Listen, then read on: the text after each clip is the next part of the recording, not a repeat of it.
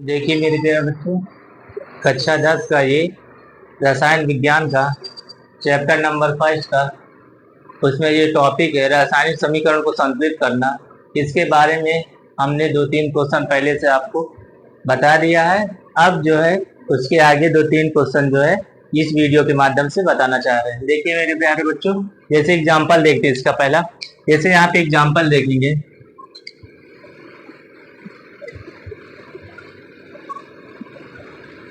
NaOH लिखा हुआ है बेटा, H2SO4 लिखा हुआ है, हीरो का चिन्ह बना हुआ है। फिर उसके बाद क्या लिखा हुआ है,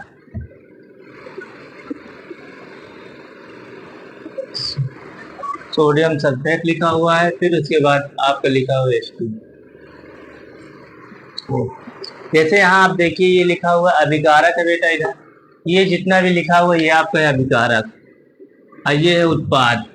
इसमें देखेंगे जो तत्व है दोनों तरफ बराबर है कि नहीं, अर्थात जो प्रोडक्ट बना अभिकारक और उत्पाद में दोनों इक्वल है कि नहीं, इसी को हम बराबर करने के लिए आपको इस टॉपिक का यूज कर रहे हैं। तो यहाँ पे देखिए बेटा लिखा है सोडियम, जैसे लिखा है देखिए सोडियम, सोडियम इधर कितना है बेटा, 1 है। ऑक्सीजन कितना है बेटा, 1 है। हाइड्रोजन कितना है, 1 है। ये एक अलग हो गया। फिर उसके बाद देखिए यहाँ पे हाइड्रोजन आ जाए, कितना है बेटा, 2। सल्फर कितना है बेटा, 1। ऑक्सीजन कितना है बेटा, 4। ये हो गया अभिकारक। एलएचएस की तरफ हो गया। अब आरएचएस की तरफ देखेंगे, यहाँ पे देखिए बेटा सोडियम, सोडियम कितना लिखा है, 2। फिर उसके बाद कितना लिखा है, सल्फर कितना लिखा है, ऑक्सीजन कितना है बेटा, 4। ये देखिए सोडियम 2, सल्फर 1, जहाँ कुछ नहीं होता वहां पे 1 होता है, ठीक है। फिर उसके बाद देखेंगे ये ऑक्सीजन यहाँ पे 4, इसको एक कॉलम में कर ली। फिर उसके बाद यहाँ पे देखिए हाइड्रोजन कितना है बेटा, 2, और ऑक्सीजन कितना है, 1। अब यही को हमें देखना है बराबर है कि नहीं, यही को संतुलित करना। तो यहाँ पे देखिए सोडियम कितना है, 1, यहाँ पे कितना है, 2, अर्थात यही 2 को इसमें 2 से गुणा करा देंगे तो ये बराबर हो जाएगा। ये 2 एक अन्नम बेटा 2, 2 एक अन्नम बेटा 2, 2 एक अन्नम 2, सारे में इसमें बस सारे तत्व में सभी तत्वों में मल्टीप्लाई करा देंगे। तो इसके बाद देखिए और यहाँ पे देखेंगे हाइड्रोजन, देखेंगे कैसे हमें पता चला कि इसमें गुणा करना है। तो ध्यान से देखिए, यहाँ पे देखिए सोडियम यहाँ पे 1 था, यहाँ पे 2 था, यही 2 को हमने इसमें एलएचएस की तरफ हमने गुणा करा दिया, सोडियम में, ऑक्सीजन में और हाइड्रोजन। इसी प्रकार इसमें भी देखिए हाइड्रोजन इधर कितना है बेटा, 2 है, और इसमें हाइड्रोजन कितना है, 2 है। फिर कितना देखेंगे इसमें ऑक्सीजन है, ऑक्सीजन इसमें कितना लिखा हुआ है, 1 है। ऑक्सीजन यहाँ पे कितना है, 4 है। तो ऑक्सीजन ऑलरेडी यहाँ पे आपको 2 दिखाई दे रहा है, तो यहाँ पे देखिए 2 ये है, 2 ये मतलब 4 ये है। फिर उसके बाद यहाँ पे 1 लिखा हुआ है, तो इसको अगर 4 ये यहाँ पे कितना, 4 ये है, 2 ये है, और इधर कितना अगर 2 से गुणा करवा देंगे इधर, तो ये भी क्या हो जाएगा, ऑक्सीजन क्या हो जाएगा, 2 के बराबर हो जाएगा। तो यहाँ हम देखते हैं, और 4 ये, जैसे आप देखिए 4 यहाँ से मिल गया, ये दोनों देखिए इक्वल हो गया। लेकिन यहाँ पे देखेंगे ऑक्सीजन 1 लिखा हुआ है, ये अभी 1 था, लेकिन जैसे ही मल्टीप्लाई कराया 2 हो गया, 2 से गुणा हो गया।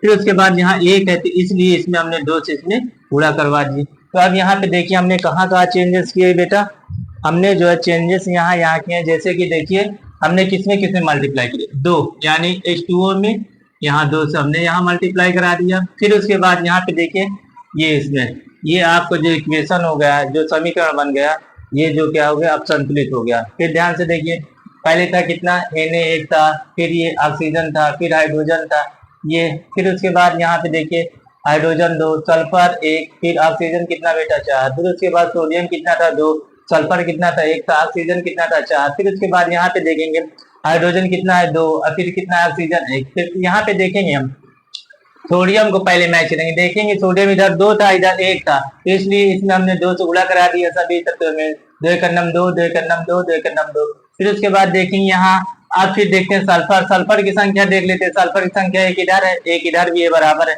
अब क्या आपके पास बचा, अब आपके पास बचा ऑक्सीजन, ऑक्सीजन इसमें भी, ऑक्सीजन इसमें भी। तो ध्यान से देखेंगे ऑक्सीजन इसमें देखिए, ये यहाँ देखिए ऑक्सीजन 4, इधर 4, बराबर। अब यहाँ पे देखेंगे ऑक्सीजन कितना है बेटा, अब कितना है ऑक्सीजन यहाँ पे आपका, जैसे 2 है, 2 है, तो यहाँ पे देखिए ऑक्सीजन, इसको जैसे ही आप करेंगे हाइड्रोजन यहाँ पे हो जाएगा।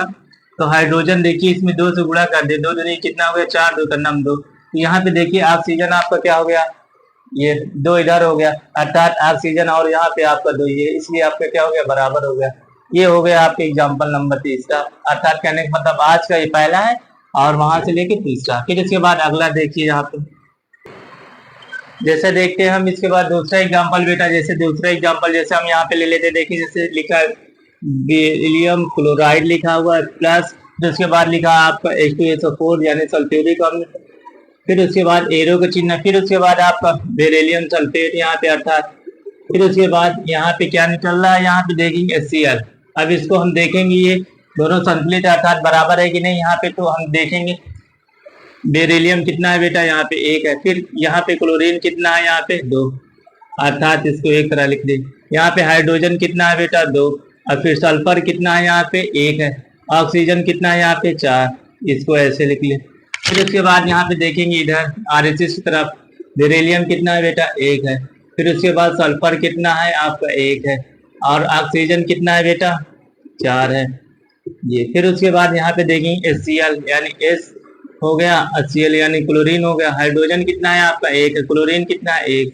अब यहाँ ध्यान से देखेंगे मिलाएंगे, बेरिलियम एक इधर भी है एक इधर भी है, अभिकारक की तरफ एक भी है और उत्पाद की तरफ भी एक है। फिर उसके बाद सल्फर मिला, सल्फर इधर भी एक है, सल्फर इधर भी एक है। ऑक्सीजन को मैच करें, ऑक्सीजन यहाँ पे कितना है, इधर 4 है बेटा, इधर कितना है ऑक्सीजन 4, ये बराबर हो गया अर्थात ये बराबर है। फिर उसके बाद देखें हाइड्रोजन इधर 1 है, इधर कितना हाइड्रोजन 2, अर्थात इसको इसमें अगर 2 से गुणा करवा देंगे तो ये संतुलित, 2 का नम कितना हो जाएगा बेटा 2, और 2 का नम कितना हो जाएगा 2। देखिए यहाँ पे कितना हो गया, हाइड्रोजन भी 2 हो गया, और क्लोरीन कहाँ है बेटा, ये क्लोरीन भी कितना हो गया 2, अर्थात हमारी अब क्रिया क्या हो गई, संतुलित हो गई। तो यहाँ पे देखेंगे कितना है बेटा, यहाँ पे देखेंगे अब किसमें हुआ, HCl में हुआ ना 2 से मल्टीप्लाई, तो यहाँ 2 लिख देंगे, और फिर उसके बाद इधर इधर कुछ नहीं है, आपका इक्वेशन जो होता है वो है, अब ये समीकरण जो है आपका संतुलित हो गया। वीडियो को लाइक करिए, सब्सक्राइब करिए, और चैनल पसंद हो तो आगे इसको शेयर भी करिए। जय हिंद, जय भारत।